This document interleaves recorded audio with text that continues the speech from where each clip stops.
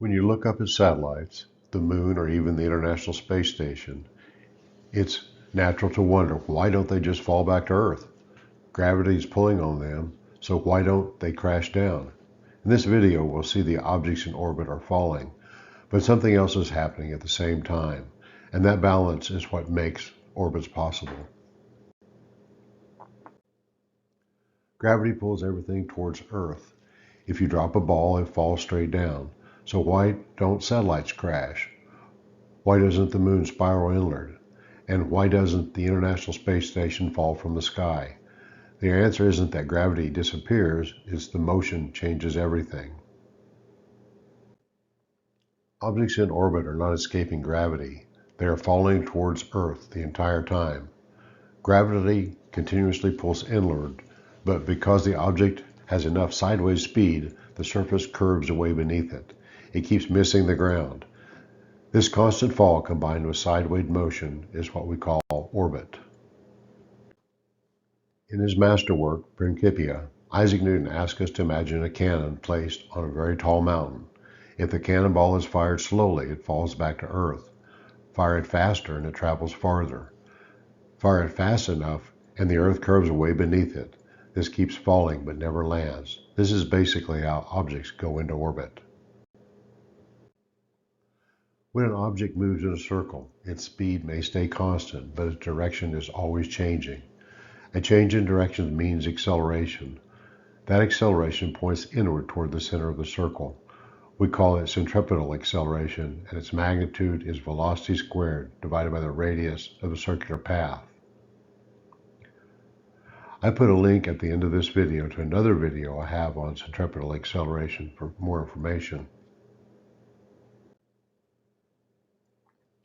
Here we see the International Space Station orbiting Earth. Even at this altitude, gravity is still strong.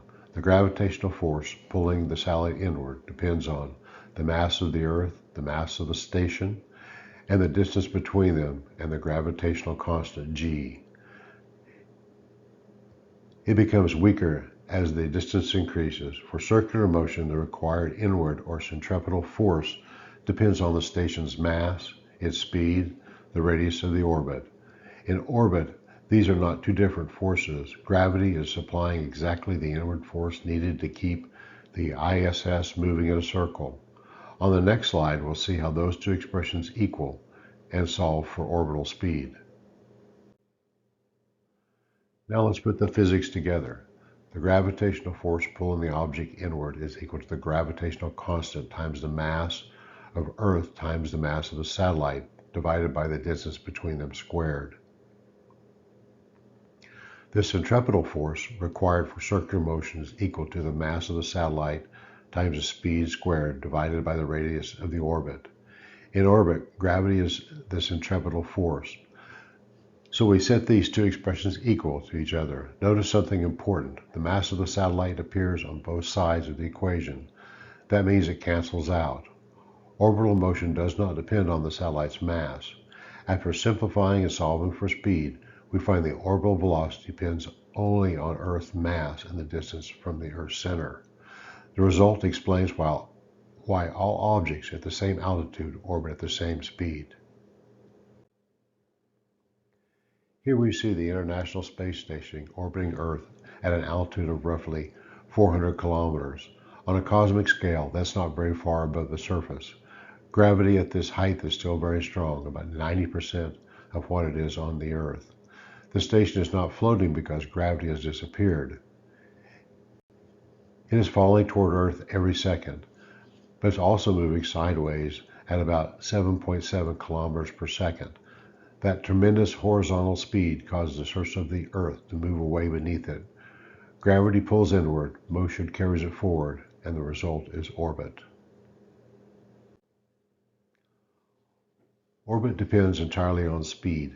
If an object moves too slowly, gravity pulls it inward faster than it can move sideways. Its path curves downward, and eventually it re-enters the atmosphere. If the speed is just right, gravity bends the path into a stable circular orbit. The object keeps falling, but it keeps missing Earth. If the object moves too fast, gravity cannot bend its path enough. Instead of circling Earth, It follows a curved path outward and escapes into space. So orbit is not automatic. It is precise balance between gravity and forward speed. Let's step back and look at the big picture. Orbit is not the absence of gravity. It is a result of gravity working together with motion. Gravity pulls inward toward Earth.